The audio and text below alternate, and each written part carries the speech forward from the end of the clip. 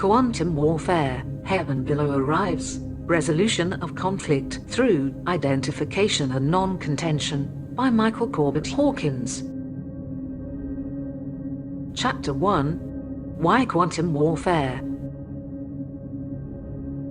Mahatma Gandhi called his autobiography, "The Story of My Experiments with Truth." In a real sense, that is what our lives are, experiments. If we don't want to spend our lifetime reinventing the wheel, we look around us for heroes and archetypes, to see if we can glean some truth from the way they achieved their successes. For when all is said and done, truth is that which works. For if a truth does not accomplish substantial results in the here and now, there really isn't any reason to believe that it is true, nor that it has the power to assure a certain outcome once we have parted the veil of death. First, truth must give us a sense that we have control over ourselves, which is not to be confused with control over others. It must give us the ability to bring ourselves into a state of peace, regardless of any turbulence that may be in our environment. If it doesn't accomplish that, it's time to look somewhere else. Unless we can attain that peace, we will find ourselves becoming the turbulence in our environment.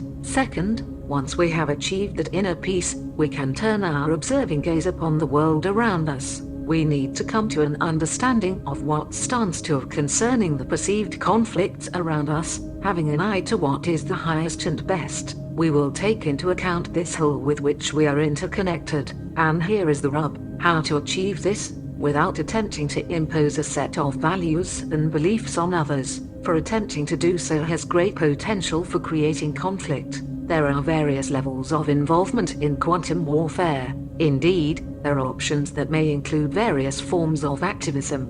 But regarding activism, one must evaluate the costs of involvement. Once involved, it is possible that activism in the midst of conflict will demand their willingness to forfeit one's own life, the well-being of one's family, and that of loved ones. This may be more than the average person can bear. Nonetheless, it is important to be perfectly honest with oneself. Even in non-violent non-cooperation, it will be of no value to stand in amazement at the reprisals of those willing to use force against you, realizing that you have bit off more than you can chew. As I said, there are levels of quantum warfare, and the highest, most effective level may not require a confronting active involvement. Indeed, it may exclude it. This art of quantum warfare has precedents in the past, which rarely have been seen in modern times in a pure form. Much of the reason for this is, those practicing the techniques were doing it totally by intuition. Some with a measure of understanding were unaware of the quantum mechanical reasons why it worked,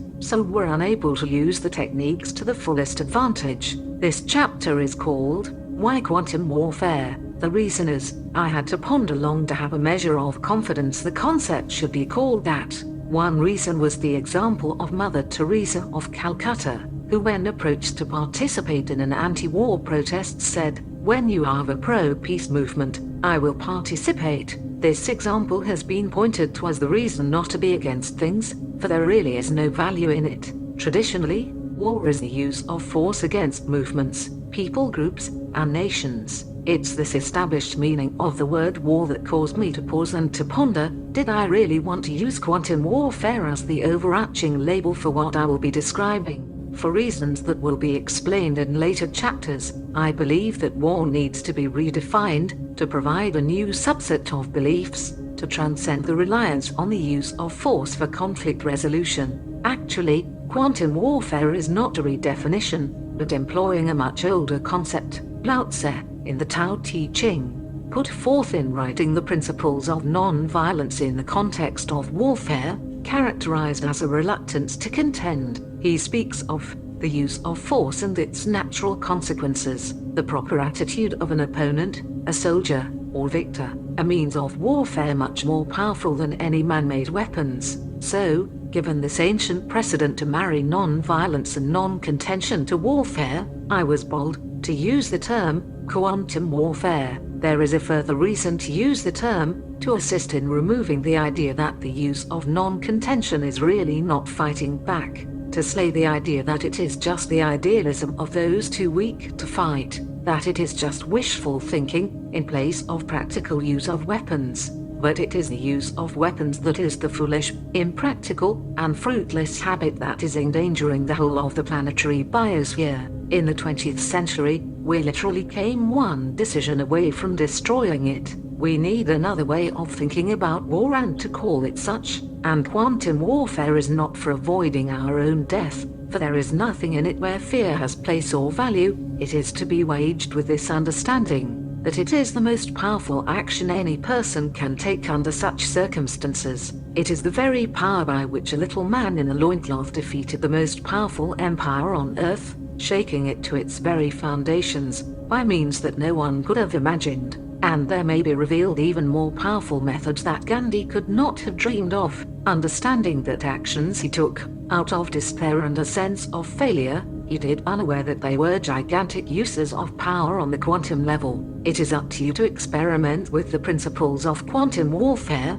in your daily lives. I speak to those who have a sufficient level of consciousness and the heart and the perception of its necessity. It is my hope that these principles will be expanded upon, to the end that the use of force will come to be seen as obsolete and counterproductive. Buckminster Fuller said you can never change things by fighting the existing reality. To change something, build a new model that makes the existing model obsolete. That is what this book is about, reaching into the depths of antiquity and matching that ancient wisdom up with the relatively new science of quantum physics. When Lao Tse felt that his counsel to the Zhou court was not being heeded, according to legend, he mounted an ox and rode to the west. We today live in a world where there is increasingly nowhere to leave to. We are possibly the last generation who will have the wherewithal to save the biosphere. The last generation who will be able to use quantum physics for the purpose that it was intended. Not for monetary gain, not for building the better bomb, not for escaping to a planet that is unnatural and inhospitable to man, but to learn what is possibly mankind's most important lesson, that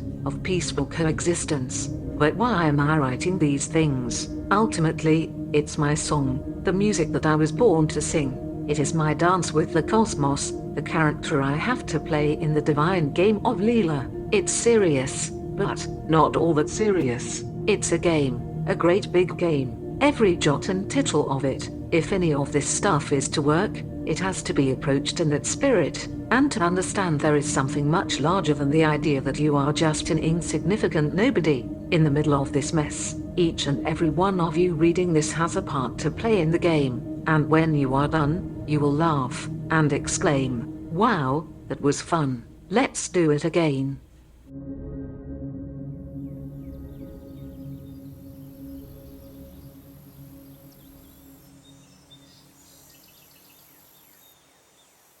Chapter 2: The Old Man in the Sea of Consciousness.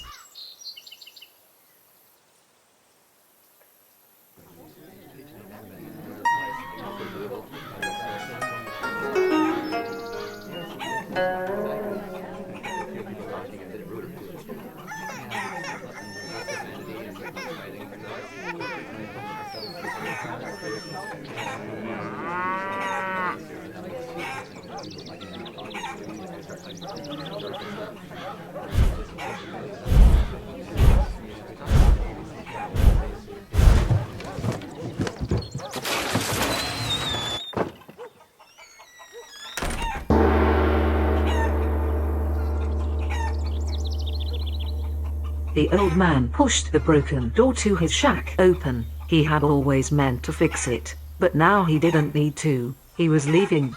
A small group of people crouched together outside the humble dwelling. Their tear-lined faces said they knew he was never to return. The old man gazed from face to face. He was their mirror, and so his eyes began to fill. Then the old man paused for a moment, with a puzzled look. He wondered what an ox was doing there. A boy, who was nearly a man, stood. In his hand was a rope leading to the ox. The boy turned to the ox to coax it forward. He put the rope into the hand of the old man, with an attempt at a smile. The old man understood the boy's intent, and understood what it was the boy was giving up. The old man had planned to leave on foot, but he had been given means of travel, of great price. The boy made a motion to give the old man a boost onto the beast. After a couple of failed attempts, The old man finally was mounted. He turned the beast around, away from the rising sun. He took one last look at the shack, the people, and lumbered off, over the hill.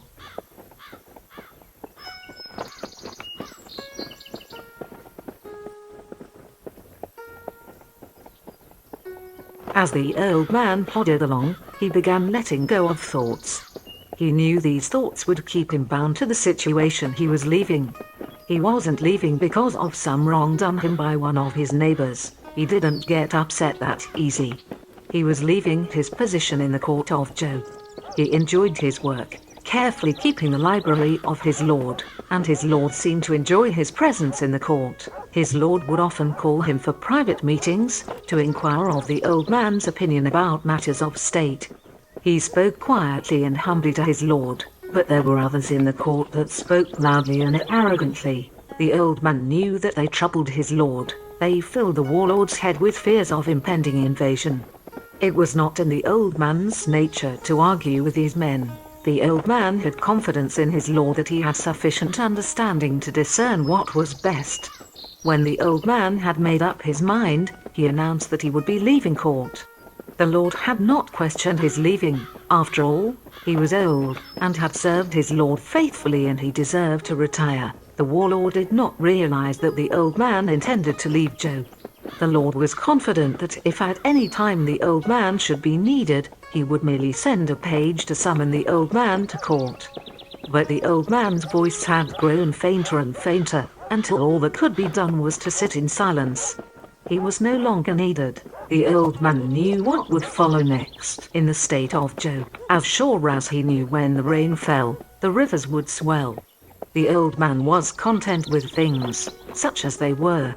He knew that someday, the warlord, his council members, all would see the value of their thinking. Yes, he was content.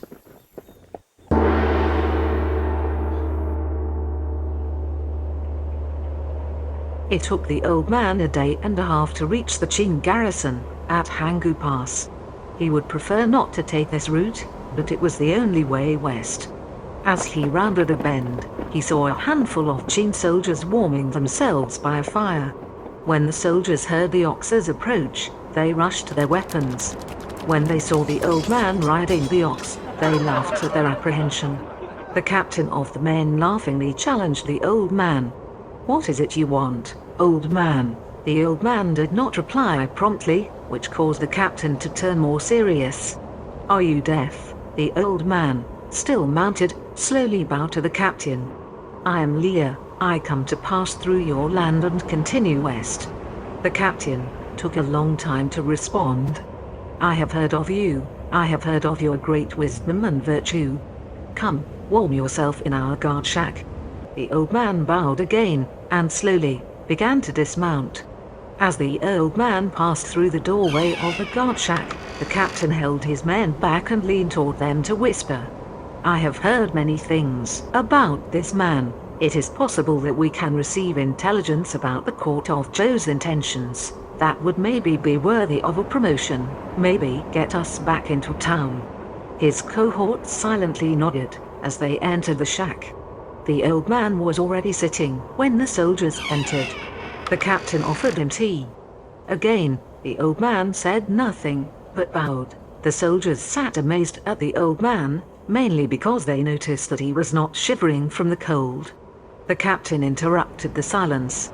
"Well, old man, don't you want to share some of your wisdom with us?" The old man shot a stern glance at the captain, which melted into laughter. "Wisdom?" The old man cackled for some time. When he had regained some composure, he said, "Who is it that sincerely asks for the wisdom of the ancient ones?" He continued to laugh until he suddenly stopped. "I have no wisdom to give to you," the captain, now feeling mocked. "I thought you wanted to pass." The old man calmly looked at the captain without responding. "We don't have to allow you to pass unless you write for us some of your wisdom," the captain said with a smirk on his face. The old man looked down at his tea for quite some time, breathing deeply.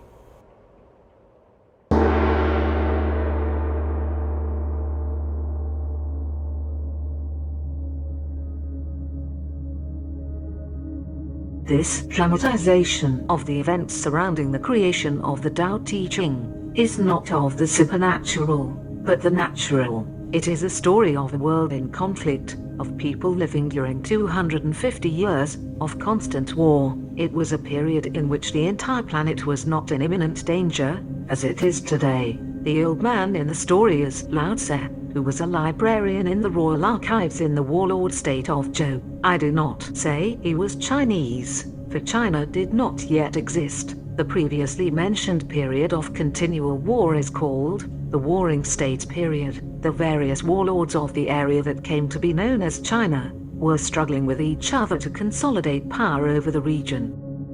The concepts that Lao Tse carried with him were not new. On the contrary, they were ancient when he was born. The Tao Te Ching speaks of the Ancient Ones, spiritual masters of an ancient shamanic oral tradition. These gatekeepers that I depicted were of the warlord state of Qin, which state would eventually gain dominance over the entire region, and in so doing create the Empire of China. Some of the legends surrounding the creation of the Tao Te Ching say Lao Tse was merely implored to write it. Some say that he was coerced. Here I have favored the legend that he was forced. I do this because I don't think that he would have written it down as a result of a request. What he wrote, I believe, must be seen as upaya, the Sanskrit word for spiritual cunning. The message of the Tao Te Ching was for the most part hidden, or should I say, hidden in plain sight. The art of upaya is a means that spiritual teachers use to give the impression to students that what truths they discover, they have done so by themselves. Lao Tse wrote the Tao Te Ching with 5,000 characters in ancient Chinese seal script. Chinese is the oldest written language still in use. It is the nature of a living language to change, evolve. Take for example a verse from the King James Version of the Bible. Verily I say unto thee, thou shalt by no means come out thence, till thou hast paid the uttermost farthing. This quote is in Elizabethan English, written 400 years ago, during the reign of King James I of England. I am sure that the English-speaking reader will recognize it as English, but I am also sure that the same reader will find the language much different from what they are currently speaking, perhaps even finding the quotation strange in its English. Now project such changes over a period of 2,500 years, and you will have some indication of what we are dealing with. Some of the characters used in the Tao Te Ching are so old that their meaning has been forgotten. It is in this uncertainty that translations into other languages have been made, and this is part of my fascination with the Tao Te Ching. Everyone has wanted to own it. Christian missionaries to China produced some of the first English translations of the Tao. Indeed, there were groups of these Christians who believed Lao Tse prophet foreshadowing the coming of Christ. On the other end of the spectrum, there is the translation done by the man who took pride in being called the most evil man on earth, Aleister Crowley. Siddhartha Gautama and Lao Tse were possibly contemporaries, but separated by vast mountain ranges. When Buddhism finally arrived in China, it was seen through the lens of the Tao Te Ching. The two systems merged to form the school of Buddhism called Zen. So I feel that it is important to understand what the worldview of a translator was of any version of the Tao Te Ching. It is my view that the Tao Te Ching represents an evolved form of the mother religion of all American indigenous. According to genetic studies, 2 waves of people passed over the Bering Straits ice bridge from Asia to inhabit the Americas for the first time. The first wave crossed 10,000 years ago, but could not proceed far south because of the last ice age. These became the Inuit. The second wave came over 8,000 years ago, after the ice had begun to recede, and proceeded south, eventually as far as Tierra del Fuego. This movement of people from their place of origin is important in understanding the difference between ancient China of Lao Tse and the indigenous of the Americas. As Lao Tse explains in the Tao Te Ching, to be restless and move about causes people to lose their root to the earth. Yes, the religions of the indigenous of the Americas are focused on the earth, But their restless movement caused their belief systems not to evolve much past the belief system they had when they started on their journey, while those who stayed in Asia remained rooted to the earth, and so their beliefs evolved. If one should ask a mutual Indian of Mexico, are there good and bad shamans, their answer would be yes. This is evidence of a people operating in duality, that is, us, them, friend, enemy, good, evil. But there is no such thing as a good or bad Chinese sage, they just are. The Chinese evolved in their shamanism to the point of abandoning these dualities. This is the reason why the Tao Te Ching is such an important text for the study of quantum warfare.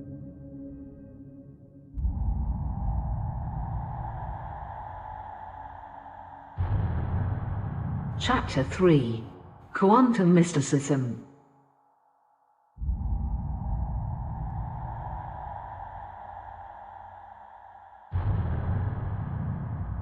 Admittedly, many of the things that I am speaking of in quantum warfare are my speculations. They are my subjective opinions, from which I am making suggestions. I wouldn't be presenting these concepts if I hadn't in some measure proven their benefit in my subjective experience. I am a quantum mystic, which term originally was coined by some scientists to be pejorative, a put-down. It was a name given as a criticism of those who believe that mysticism, primarily Eastern, and modern quantum physics point to each other, that these two schools of thought could be interrelated to arrive at new understandings of the universe and existence. Although many of the early pioneers in quantum physics saw this connection, those who used the term of quantum mysticism in a critical fashion wanted the public to believe such speculations are the product of pseudoscience and not credible. I believe the day is coming in which quantum mysticism will be seen, not as pseudoscience, but accepted for truth as much as Hubble's law. That its former pejorative meaning will be seen to say more about the critic's truncated view of reality than about the quantum mystic, in the same way that the term limey was intended to be a pejorative expression referring to anyone from England, when in reality, it is a name that reveals how intelligent the people of England can be. One of the dangers that old-time explorers and mariners experienced on their long sea voyages was a sickness called scurvy. It is the result of an absence of vitamin C in the sailor's diet. The English figured out this cause of scurvy, and did something about it. They would carry on their ships a barrel of limes, and squeeze lime juice into the sailor's ration of grog, which is watered-down rum. This concept may have been too strange and seemingly ridiculous for some to believe in, which gave rise to the pejorative term of limey. The expression is in fact not about someone being superstitious about scurvy and limes, but about the English grasping the reality of the situation first. When I say that I am a mystic, it means I am a person who stresses personal experience over dogma when it comes to divinity or the source of all things. All major religions have a mystic branch. They all have a history of men and women who pushed past their religion's dogmas and personally tasted of the divine. And although the descriptions of their experiences may have been colored by the terminology and concepts of their respective religions, the mystics of all religions came to the same place. They came to understand the unity of all things, and that unity being rooted in the source of all things. I see no reason why it should be any different with the religion of science. If we define religion as a system of beliefs, science surely qualifies, and within science, there is a history of how its dogmas have crippled its investigations into the nature of reality. Albert Einstein had his own bouts with being hampered by his presuppositions, by his own dogmas. Although his revelations of relativity pointed to an expanding universe, he was a believer in what was called the steady-state theory. This theory said that the observable universe is basically the same in any time and place, or static. The belief in this theory of a homogeneous universe caused Einstein to doubt his own revelations about relativity. He placed a cosmological constant into his calculations to make relativity conform to his belief in a static universe. When observational evidence was presented to him that the universe is expanding, he confessed that he had made the greatest mistake of his life. One of the principal effects that early quantum physics had on our worldview is that on the quantum level, there is no such thing as an objective observer. Basically, wave functions collapse when observed to the state of a particle and do not collapse when not observed. But what determines the state of the particle after the wave function has collapsed? This is where the mysticism in quantum mysticism comes in. By replacing the word observation with the word judgment, we come closer to what the common individual is doing constantly. We all live in cultures that have memes, which have been characterized as thought viruses. We all have beliefs and expectations received from our culture, parents, and experiences. These beliefs and expectations contain descriptions of how people should act, how government should function, what friends should do, and what connotes an enemy. The quantum mystic seeks to know how these thought forms influence reality, and more important, what effect the absence of such judgments, beliefs, and expectations has upon the quantum wave functions as they collapse to form material reality. Divinity, that which is the source of everything, has provided clues to its nature in the area of quantum physics. By divinity, I am referring to the source, the ground state of all that can be said to exist. I do not believe that divinity made creation, like a watchmaker would make a watch. I believe that the creation is the divine, growing as a plant would germinate, break ground, seek the sun, produce leaves, bloom, go to seed, and wilt, in a continuous cycle. This cycle was started with a probable Big Bang, which set it all in motion. You and I, along with the whole of the universe, are cycling, flashing in and out and back into existence thousands of times a second. So death, the ceasing to exist, is inextricably interconnected with life. We are incredibly complex waveforms in an infinite sea of consciousness. Before we manifested, we were the consciousness. During our lives we are that consciousness, and when the waveform that we are subsides, we will continue to be that consciousness. Just as a wave on the ocean is still ocean, so it is concerning the consciousness we are. We are the continuation of the Big Bang, or the originating event. As life evolves, it is becoming more and more conscious of what it is. Until we rise to that awareness, a sense of separation persists. With this sense of separation comes the sense that the events we experience are seen as things that are happening to us, being done to us. So people who identify themselves with this isolated existence are in victim consciousness. Such a person is under the illusion that they are more or less powerless in the face of the forces surrounding them. Since they see themselves as powerless, they seek means to exert force on the so-called external world. This causes the person to aggravate the sense of separation by using various forms of force. On the other hand, once a person understands their connection to the whole, a shift occurs. Not only a shift in seeing the interconnection with the cosmos, but also how that person acts with the whole, or should I say, how they don't act. Identification is both the problem and the solution to all human dilemmas. When you ask yourself, who am I? What is your answer? There are various possible answers, on a multitude of levels, and when it comes down to it, none of them are wrong. But saying that they are not wrong does not mean to say that there will not be outcomes that may be less than desirable. Time and again people have acted according to what they thought they were and not happy with the outcome. And yes, there is another option, but many people are deprived of this option because they feel it is out of their league. They have been taught that they are disconnected from their divine source, or that there is no divine source, so they are stuck in the sense of separation, separate from others, separate from their source. Sometimes it takes a traumatic event to cause them to break through this cultural or self-imposed barrier, but it really doesn't need to be like that. When they break through, they see what is on the other side in terms that fit their cultural view of the divine. So they may still see themselves as separate, but at least they know that something is there. They see the people around them in terms of duality, that is believer, infidel. Then when that doesn't pan out, there is the opportunity to see something that in my view is even higher. That being, that you are a manifestation of that source, as is everyone else. Those who have come to this worldview, which is the unity of all things, are then capable of becoming a quantum warrior. They are not better than anyone else, only more capable of helping the whole to survive. One who sees himself as everything is fit to be guardian of the world. One who loves himself as everyone is fit to be teacher of this world. Tao Te Ching.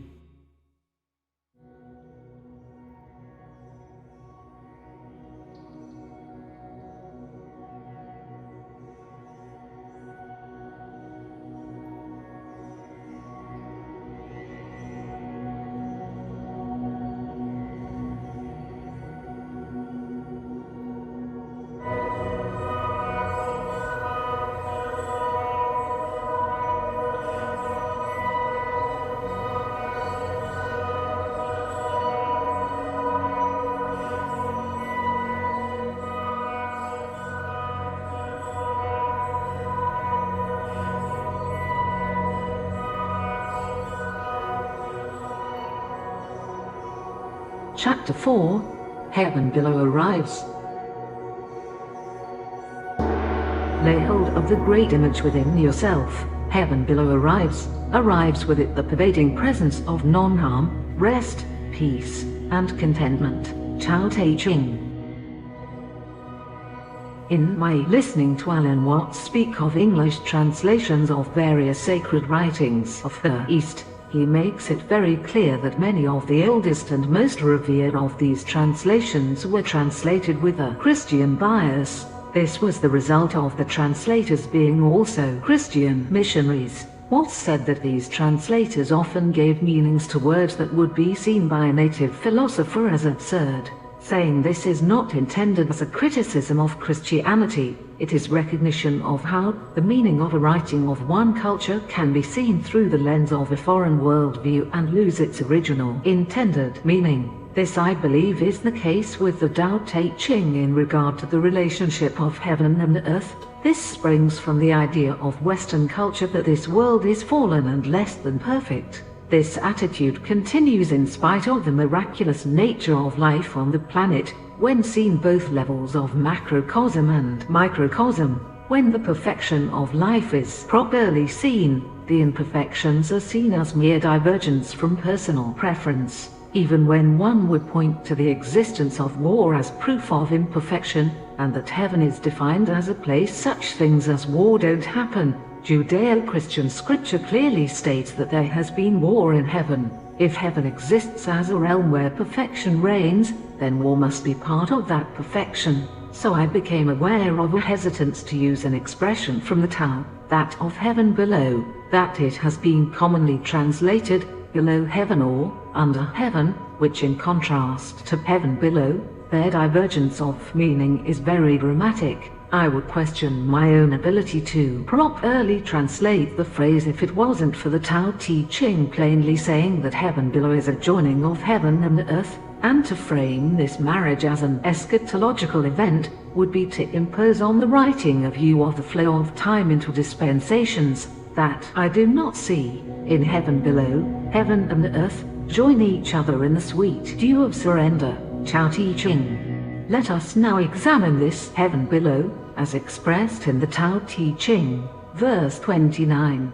If you are desiring to take over heaven below and engage in actions therein, it should be obvious to us that there is nothing to be obtained by this, but is it obvious to us? It should be obvious that the more actions engaged in to create heaven on earth, drive us further from the perfection with which we are obsessed. Not only that, the mountains, valleys, rivers, oceans are a perfection that we are pushing further away, as we grab for a perfection made in our image of heaven. Like heaven above, heaven below is a spirit vessel and cannot be controlled either. How much are we capable of controlling heaven above? Are we able to see everything around us as controllable as heaven above? If heaven above is in any way controllable, are those methods transferable to heaven below? Try to control things in heaven below and you will be defeated by them. Have we considered the possibility that the defeats we experience in this life are a result of the attempts at control we are exerting on our environment? What is it that you want to control? Hold on to things in heaven below and you will lose them. The Tao Te Ching speaks of having, yet not possessing. I think of this with the image of holding something in my flat open hand. If that thing in my hand chooses to leave, I am doing nothing to hinder it from leaving. Sometimes things rush ahead of us, and sometimes they follow us.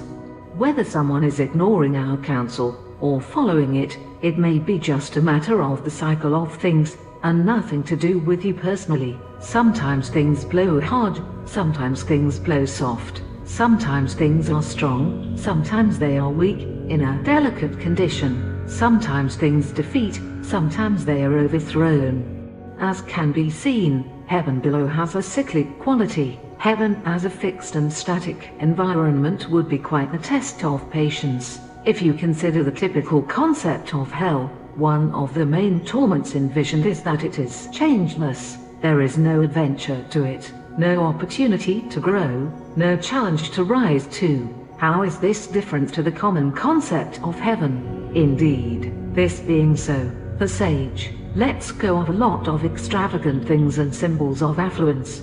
As Solomon spoke of, the rich man's wealth is his ransom, but a poor man hears not a rebuke. The rich man can be controlled by threatening his wealth. The poor man has no handles that others can grab in the attempt to control. Rich and poor are mere concepts that contain wide variations of what they mean. The indigenous of any continent may be called poor, due to a perceived lack of modern material possessions, but time spent in their presence may reveal an exquisite elegance to their lifestyle. Take for example a Bedouin pouring himself tea, camped upon a sand dune, as the sun descends. Would such a man consider such an event in an afterlife unworthy of the name heaven? The concept that heaven exists on earth, here and now, you might say, don't even joke about that. Somehow that detracts from the whole idea of heaven. Could heaven ever be found in any typical urban environment? Would we recognize heaven if it bit us in the butt? How much of heaven below is squandered by the attitude that the world as we know it is in no way perfect? The Tao Te Ching says that the greatest perfection seems to be imperfect. What could that possibly mean? For something to seem to be imperfect points to our perception of things as imperfect, our judgment of things being imperfect. This perception is arbitrary, arrived at by overlaying on reality our personal preferences.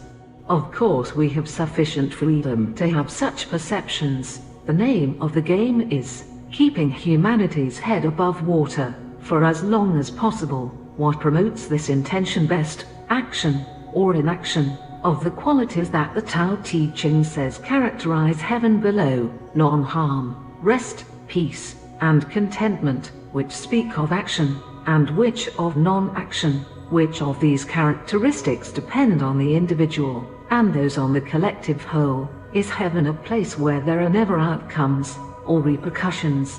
To the Tao Te Ching, there are repercussions, even in heaven below. Attempts at control are met with defeat. The sage is never defeated because there is no attempt at control. The sage merely observes. Sometimes people are ahead of the sage, at other times they are following him. The sage observes the cycle of becoming weak, as well as becoming strong. In each situation, the sage responds with non-harm, rest, peace, and contentment. You may respond, well, that does it. I have little belief in my ability to operate in such a way. I don't know how to do those things with any consistency. Ironically, such a statement means that you are almost there. Such ignorance is necessary to depend on the intelligence that does things well, without knowing how they are done. When nothing is done, nothing remains to be done. The sage is someone who seems so cautious that they are like someone fording a stream in winter, diligently looking for the solid ice or a rock to step on, doing all to avoid one foot dipping into the frigid water. The sage seems to be afraid of their neighbors. The operative word is seems. As the greatest perfection seems to be imperfect, so the sage seems to be scared, but is not. The sage realizes that true freedom, in the midst of billions of personal agendas, only exists in the power one has over themselves to make the decision to act or not to act. That is the power to choose your battles when it comes to the myriad of conflicts around us.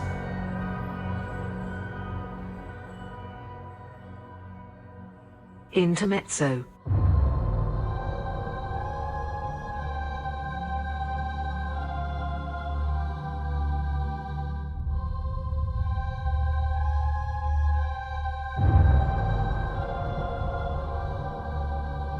If only it were all so simple.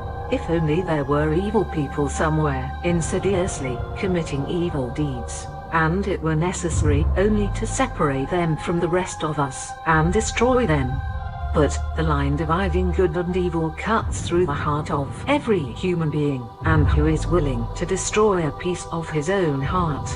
Alexander Solzhenitsyn. The Gulag Archipelago.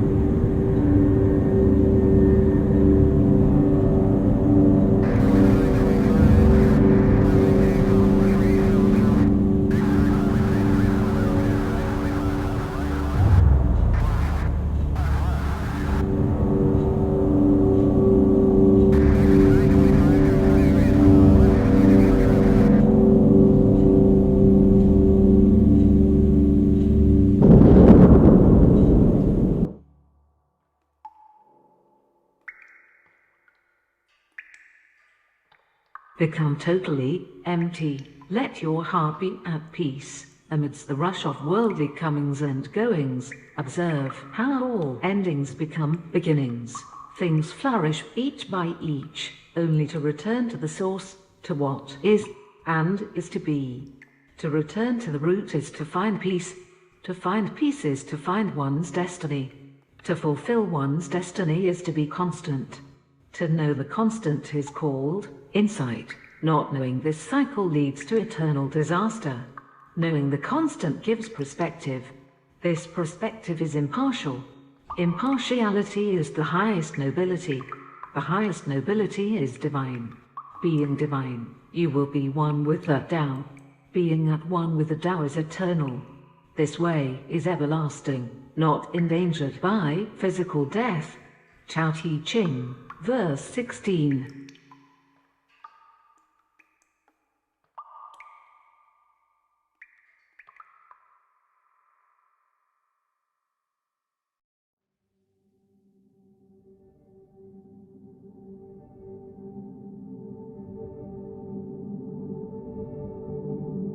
Quantum warfare, heaven below arrives, resolution of conflict through identification and non-contention, by Michael Corbett Hawkins. Chapter 5. Model of Reality. Beyond all ideas of right and wrongdoing, there is a field. I will meet you there. Rumi. I believe it appropriate at this time to speak of the model of reality with which I approach and base the concept of quantum warfare. This is simply a model, for ultimately I must acknowledge the mystery that is the true nature of reality, and while the duality of good and evil can be seen all about us, the question of what to do about evil must be answered, if mankind is to continue. For whatever nation we may speak of, their individual wrestling and experiments of government have but one goal, acknowledged or not, the preservation of the species, as well as the ecosystem of which we are inseparably one with. To this end, I have submitted these insights for examination and confirmation by others in their daily experience. Evil, in the individual and collective sense, is relative. Each individual has a sense of good and evil that their culture or parents have inculcated, or has been learned through personal experience, and the tendency is to lay these perceptions of the duality of good and evil upon others as they either conform to or attempt to negate these preconceived notions. These notions may tend to block any peaceful resolution that may be arrived at, even though peace may be truly craved. So this leaves us at a loss to know how to find our way out of any conflict that confronts us. It leaves us unwilling to take a step back from the confrontation. That unwillingness is based on the presupposition that to do so is to betray those principles we believe to be good, and to give in to, or surrender to what we perceive as evil. This model is a way of eliminating these blocks to peaceful coexistence with our fellow man. My heart goes out to whoever finds it difficult to negotiate the philosophical gymnastics to accomplish this, for ultimately, it is the abandoning of this duality of good-evil that enables one to do what is necessary to resolve the conflicts in which they find themselves. This model begins by seeing the foundation of reality as being a quantum field of infinite probabilities. Each of these probabilities within this field are both true and not true simultaneously. This is caused by a cancellation of probabilities, since they contradict one another to the point of their negation. Nonetheless, the probabilities continue to exist as probabilities, although not manifested due to their negation. In the Tao Te Ching, there is the question, what is the difference between good and evil? This is not a moral question. It is best to see the question in terms of mathematics, as in, what is the difference between 7 and 3? The answer of course would be 4, or as it would commonly be written, 7 minus 3 equals 4. If we think of good and evil in their duality, as good and not good, and give a binary value to this of good equals 1 and not good equals 0, then we have a binary relationship of 1 and 0. But, as this book is called Quantum Warfare, and we are talking about the quantum field that contains an infinite amount of probabilities, then we must move this binary relationship, that of 1 and 0, into the quantum domain. Those who are involved with computer programming will recognize 1 and 0 as the basis of computer language, which I understand has its origins in Taoist thought. Each bit in computing has a value of either 1 or 0, on or off, true or not true. But, in the emerging field of quantum computing, there is one other possibility, that of the quantum bit, or the qubit. A qubit is a bit where both the values of 1 and 0 are both true, or both are present. Now, in terms of good and evil, one of the difficulties that people encounter in this duality is that what one person calls good, another may call evil. So, what one person calls a 1, another person may call that a 0, or perhaps in a more moral sense, that in which one person finds value, another person finds valueless, and vice versa. So, each person is calling good, evil, from the other person's perspective. When one steps away from the duality, or abandons it, they are free to give both an equal but opposite value. We may call one concept of good plus 1, and what we would have called 0, we can then call it minus 1. This frees a person to do something else with that 0. So, in the quantum field, both this plus 1 and minus 1 have cancelled one another through contradiction. This is the field out of which all that exists flows. Some may find it easier to call the quantum field God. Within this God is an infinite amount of probabilities, both for what someone would call good and what they would call evil. Even within the Judeo-Christian scripture, we have an answer for who creates evil, and it may surprise you. I form the light and create darkness. I make peace and create evil. I the Lord do all these things.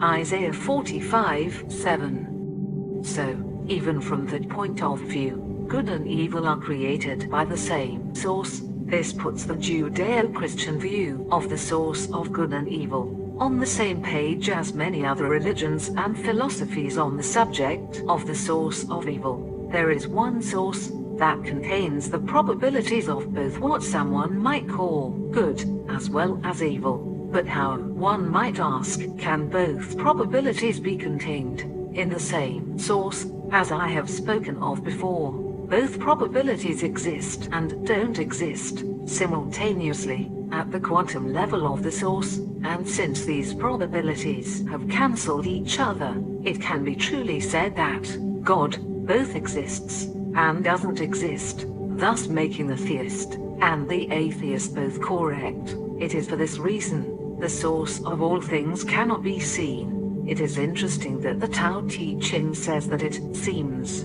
to exist. You might remember that we freed up the zero. What is left after the cancellation of the +1 and the -1 is 0, and the +1 and the -1, two different sets of good and evil, are beliefs. Each belief is a quantum attractor field, which is a subset of the whole of the quantum field, also known in science as the zero-point field. We now return to the question from the Tao Te Ching. What is the difference between good and evil? We converted good and evil to the values of +1 and -1, and the answer to the question is 0. I have already said that these values of +1 and -1 are beliefs, which represent quantum attractor fields, which are subsets of the quantum field, and that whole quantum field is 0. So how do we view the 0? With what language do we speak of it? Let's look at it in the context of our question from the Tao again. What is the difference between good and evil? Answer: I don't know, or 0. I don't know is the absence of belief. It is the entrance into the quantum field, the cancellation of all probabilities, the original state of all that exists. It is the qubit of the quantum computer that is your mind, where all probabilities, read values, are both true and not true simultaneously. And what do we call this state? It is a mystery. Let's look at the first verse of the Tao Te Ching. The Tao that can be told is not the eternal Tao. The name that can be named is not the eternal name. The Tao is both named and nameless. As nameless, it is the origin of all things. As named, it is the mother of 10,000 things. Ever desireless, one can see the mystery. Ever desiring, one sees only the manifestations, and the mystery itself is the doorway to all understanding.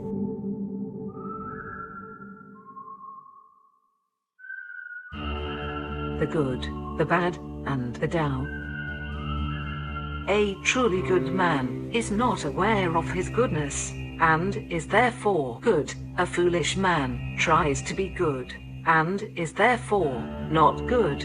A master does nothing, yet he leaves nothing undone. The ordinary man is always doing things, yet many more are left to be done. The highest virtue is to act without a sense of self. The highest kindness is to give without condition. The highest justice is to see without preference. When the Tao is lost, there is goodness. When goodness is lost, there is morality. When morality is lost, there is ritual. Ritual is the husk of true faith, the beginning of chaos.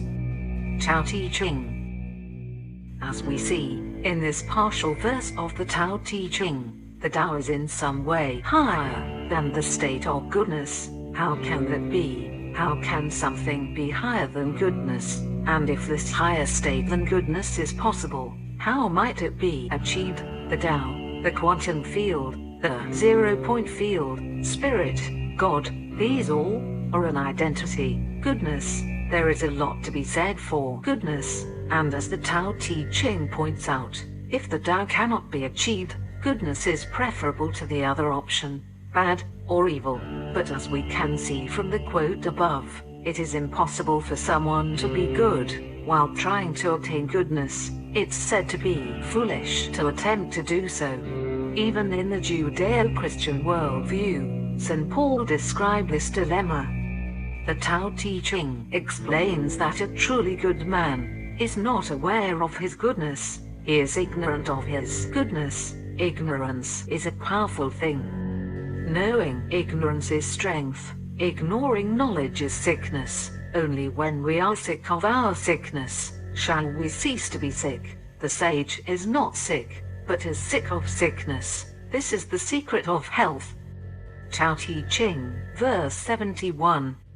Or, as I have reworded the principle of this verse, as an affirmation: I am ignoring knowledge, that I am ignoring knowledge, that I may cease to ignore knowledge.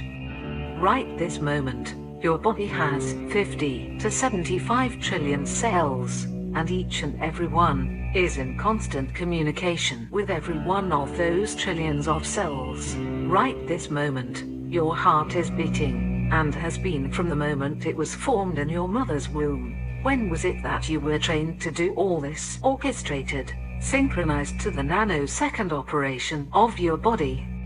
You are doing it, but how do you know how to do it? You are completely ignorant as to how to do it, yet you are doing it. We believe that thinking and higher reason are the most powerful, most developed human trait. Yet the quantum physicist David Bohm, who unwittingly wrote the final calculations that made the atomic bomb possible, said this: what is the source of all this trouble? I am saying that the source is basically in thought. Many people would think that such a statement is crazy, because thought is the one thing we have with which to solve our problems. That's part of our tradition. Yet it looks as if the thing we use to solve our problems with is the source of our problems. It's like going to the doctor and having him make you ill. In fact, in 20% of medical cases, we do apparently have that going on. But in the case of thought, it's far over 20%. The general tacit assumption in thought is that it's just telling you the way things are, and that it's not doing anything, that you are inside there deciding what to do with the information. But you don't decide what to do with the information. Thought runs you. Thought, however, gives false information that you are running it, that you are the one who controls thought, whereas actually, thought is the one which controls each one of us. Thought is creating divisions out of itself, and then saying that they are there naturally. This is another major feature of thought. Thought doesn't know it is doing something, and then it struggles against what it is doing. It doesn't want to know that it is doing it, and thought struggles against the results, trying to avoid those unpleasant results, while keeping on with that way of thinking. That is what I call sustained incoherence. Yet, the trillions of cells in our bodies are functioning completely well, without your thinking about it, without there being an apparent boss. If such a boss did exist, as Alan Watts put it, they would be suffering from intellectual elephantiasis on a vast scale. So, I submit to you that the greatest form of intelligence is that which does things perfectly well, but without knowing how they are done. You, right this moment, are an example of such an intelligence. That is an example of the Tao. It is also part of Eastern thought, that you don't just have the little body you have been going around in since you were born, but that everything outside of you is also your body. If we took the thing that you call your body, the thing with 2 arms, 2 legs, and a head, and placed it into a vacuum, what would be the result? Of course you would die. That is because you are just as dependent on the outside world for your existence as you are on your individual body. What I am leading you to is an understanding that the same intelligence that is operating your body, without knowing how to do it, can also function likewise in the outside world. This is so because it is operating in every living being, and if the Gaia principle is correct, that would include the organic living entity that is the entire planet. Back to good and evil. When someone has the belief that a certain form of action is good, on the quantum level occurs what is called simultaneous co-arising. What is arising simultaneously? It is the arising of the probabilities of good's opposite, evil, and then the person who believes in good behavior begins to struggle against those probabilities of evil behavior. the person starts to be in a vicious cycle, trying to be good, which causes the arising of the probabilities of evil within themselves. Herein is the quantum mechanics behind the televangelist who preaches righteousness, but falls into sin. The more they struggle against those probabilities of evil within themselves, by trying to be good, the more they come to understand what a hopeless battle they are fighting, rather than observing these less than preferable potentialities, and affirming, "I'm not aware of my goodness." They wrestle with them, resist them, they believe that they must be good, and try to be so. As Lao Tse in the Tao Te Ching says, that's a fool's errand. But a more powerful affirmation would be, I don't know if I'm aware of my goodness or not, and if I am, I accept that. This is a format, a template of affirmation that will have many applications to many arenas of your life. What this affirmation is doing is returning your beliefs to the quantum field, to the source where all probabilities have cancelled one another. You are ceasing to define yourself by having the belief that you are good or not. You are becoming a mystery to yourself. You are the mystery. And by affirming that, before it comes to the point where you find that you are aware of your goodness, you accept that probability. What that does is that it puts you into the extremely powerful positive quantum attractor field of acceptance, while rising out of the powerlessness of the low power negative attractor field of fear of doing that which you'd rather not do, and then that mystery, which is with great precision and intent, orchestrating your body. You are allowing that mystery to manifest itself as it sees fit, according to its intention, as it is able to, without knowing how. You will know the freedom of your actions, without forcing yourself to do something because of the belief that it is good.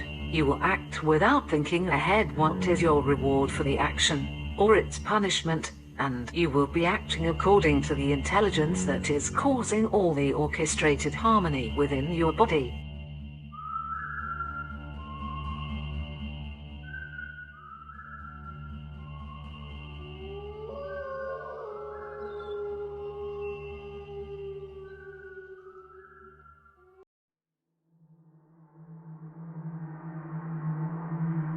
Quantum warfare, heaven below arrives. Resolution of conflict through identification and non-contention, by Michael Corbett Hawkins.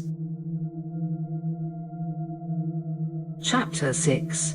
Force Counter Force 101.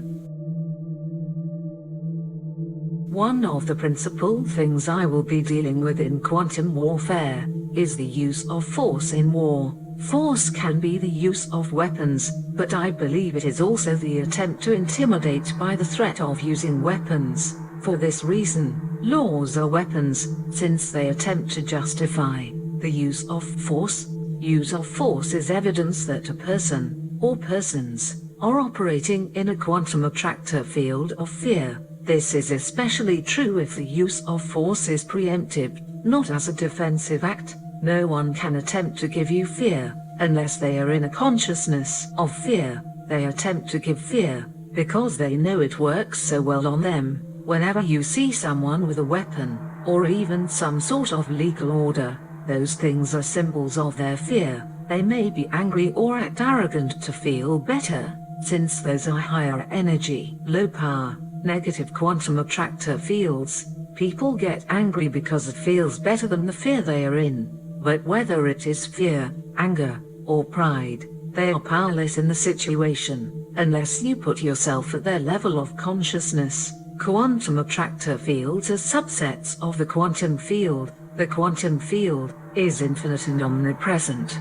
containing an infinite number of probabilities. The quantum attractor fields are called attractor fields because they attract from the quantum field strings of probabilities to match the type of attractor field it is. They then cause the person who is operating in that attractor field to manifest those probabilities as material reality, according to the Copenhagen interpretation of quantum mechanics. The observer, that is you, me and everyone else, by the act of observation, cause the probability quantum wave functions to collapse to form matter. Those quantum wave functions are omnipresent in the universe until they are collapsed by the act of observation. They are non-local, which means that they are outside time and space, until they collapse and become local, which is the formation of the time-space continuum. If a person is operating in a quantum attractor field of fear,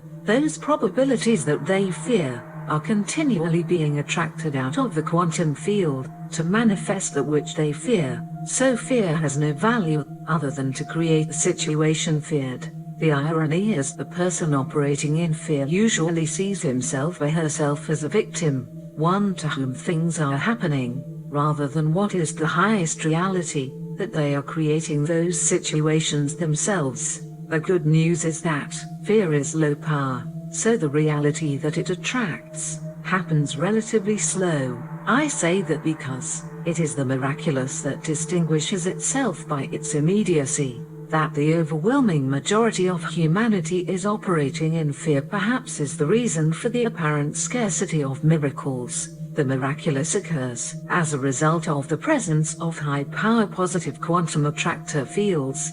Fear, and the other low-power negative quantum attractor fields, come from the ego's sense of separation, which manifests from the person operating in dualities, that is, us-them, friend-enemy, good-evil. You can always know that someone is in a consciousness of separation, in dualities, by their actions and speech. If they are threatening you, they are in a me-you consciousness. Regardless of what firepower they are toting, they have no real power. They have force, but not power. People operating in the low-power attractor fields always resort to force, if only the threat of its use. I am now going to explain what to do when confronted by someone who appears to be willing to use force upon you. Since they are operating in dualities, the most powerful thing that you can do is to affirm unity with them. The more conscious you are of the unity of all things,